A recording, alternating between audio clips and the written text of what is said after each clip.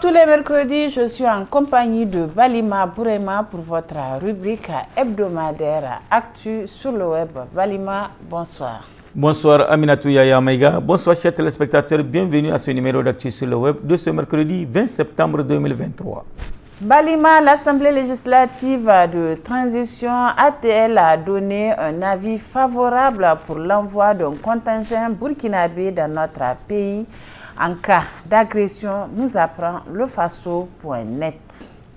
Cette volonté a été manifestée par la transition du Burkina Faso au lendemain de la menace de la CEDEAO contre le Niger après le renversement du président Mohamed Bazoum le 26 juillet 2023. Il fallait un cadre juridique pour soutenir cette prise de position, chose faite hier mardi 19 septembre 2023. Les députés ont voté à l'unanimité pour l'envoi d'un contingent burkinabé au Niger. Notre paix, surtout pour notre pays et pour la région, passera évidemment et obligatoirement par ce don de main entre nous, par cette volonté de solidarité que nous agissons ensemble, a justifié le ministre d'État, ministre en charge de la défense du Burkina Faso, le colonel-major Kassoum Koulibaly. Cette loi entre en vigueur de ce vote. À la question d'avoir une date approximative pour le départ de ce contingent, le ministre de la Défense nationale n'a pas voulu anticiper les choses. Des gouvernements se sont engagés pour attaquer un pays frère, un pays avec lequel nous sommes censés vivre ensemble. C'est à partir de cela que nous verrons comment déployer des contingents, a-t-il confié, tout en précisant qu'il espère que leur préparation restera à ce stade. Ce cadre juridique va permettre au Burkina Faso d'être sur ses gardes. Nous voulons être sûrs que si toutefois certains gouvernants arrivaient à enfreindre l'article 2 de la Charte des Nations Unies et même au traité qui concerne la CEDEAO pour s'attaquer à un pays voisin pour des raisons quelconques où nous savons clairement que ce n'est pas bien défini, nous réagirons en conséquence à prévenir le colonel-major Kassoum Koulibaly. Au cours des débats, l'effectif de ce contingent n'a pas filtré.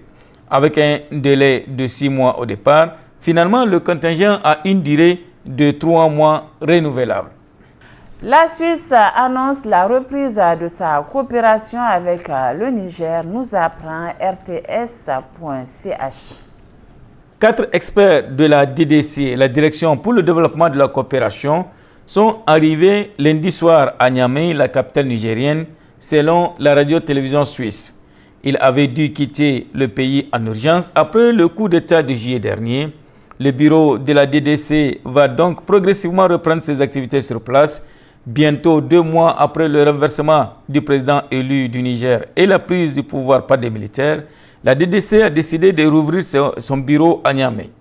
Nous avons effectué une analyse sécuritaire et même si la situation reste fragile, on peut travailler sur place, a indiqué à la RTS le chef de la communication du département fédéral des affaires étrangères, le DFAE. En cas de détérioration de la situation, notre personnel expatrié pourra de nouveau quitter le pays, a ajouté Nicolas Bido. Depuis le 11 août dernier, les experts de la DDC rapatriés à Berne géraient à distance différents projets au Niger. Cela a fait des décennies que la DDC propose à ce pays du Sahel une aide humanitaire et des programmes de développement. En 2023, le budget de ce soutien s'élève à 30 millions de francs suisses. En effet, Berne a décidé d'interrompre tous les paiements directs au gouvernement central ou des agences étatiques, ce qui représente près de 3 millions de francs suisses. 3 projets sont partiellement touchés. Ils concernent le développement de la petite irrigation, l'accès à l'eau potable et l'entrepreneuriat local. Reste que ces montants vont tout de même bénéficier à la population nigérienne, promet le DFAE. Ils seront réalloués à des projets dans les domaines de l'éducation et de la sécurité humaine. Le Danemark va aussi reprendre sa coopération avec le Niger, indique niameyinfo.com. Le Danemark va prendre partiellement son aide au développement au Niger suspendue après le coup d'État militaire, a annoncé ce mardi le ministre des Affaires étrangères du pays scandinave. La population du Niger est au bord de la catastrophe, avec comme conséquence un afflux potentiel de réfugiés. Bien sûr, nous ne pouvons pas fermer les yeux sur cette situation, a dit Lars Løkke Rasmussen dans un entretien au journal Politiken. Les pays du Sud sont la priorité la plus importante à ce moment, à la lumière de la guerre en Ukraine, des coups d'État militaires en Afrique et de la candidature danoise au Conseil de sécurité, a-t-il déclaré, précisant qu'il était évident que les sujets de coopération diffèrent légèrement selon qu'il s'agit d'un gouvernement démocratique ou non. Les modalités de la prise de l'aide doivent être déterminées, mais il ne s'agit pas de relancer entièrement le programme de 920 millions de couronnes, soit 123 millions d'euros, engagés sur 5 ans au printemps dernier. Début septembre, Médecins sans frontières avait appelé à rompre toute logique de punition collective pour limiter l'effet sur les populations nigériennes des sanctions économiques imposées depuis les événements du 26 juillet dernier qui a renversé le président Mohamed Bazoum. Plusieurs pays tels que la France, l'Allemagne et les Pays-Bas ainsi que l'Union européenne ont suspendu leur aide au développement au Niger. Enfin, au Sénégal, Macky Sall promet des élections libres devant l'Assemblée générale des Nations unies selon APS.SN.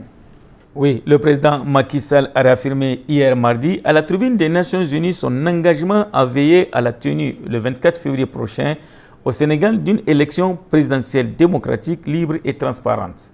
Le 25 février 2024 se tiendra l'élection présidentielle sénégalaise. Comme les précédentes, elle sera démocratique, libre et transparente.